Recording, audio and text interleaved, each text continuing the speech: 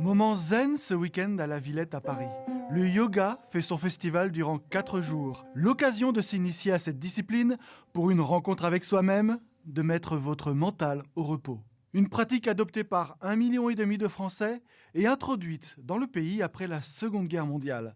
Les postures intriguent, amusent, comme dans ce reportage de 1950, un peu moqueur. Les yogis sont là, derrière cette porte. Les adeptes du Hatha Yoga s'accroupissent toujours, c'est un principe. Et la salutation est le prélude indispensable aux exercices plus compliqués. Voici, tel qu'on l'enseigne sur les bords du Gange, l'asana ou posture du lion, spécialement destinée à calmer l'individu et à refouler la colère. Tenez, cher monsieur, vous qui accumulez soucis et tracas, souvenez-vous du lion.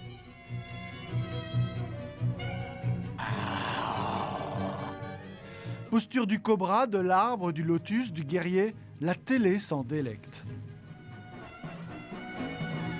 Chacune de ces positions, toujours difficiles, exige, est-il besoin de le préciser, une concentration totale. Autant de poses qui sont autant de recettes à chacune des complications, des difficultés de notre vie agitée. Tout peut être résolu, même le trac. Les stars aussi prennent la pause, celle-ci en tout cas, qui se laisse filmer en pleine méditation.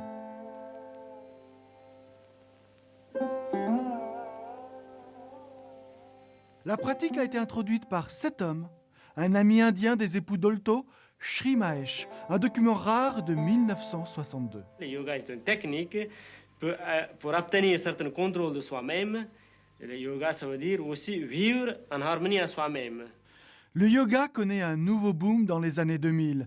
Il semble être la parfaite réponse à une maladie très occidentale, le stress de la vie quotidienne, l'agression urbaine, la course contre le temps qui file et qui nous échappe. À Hong Kong, des adeptes tentent même d'évangéliser leurs plus fidèles compagnons.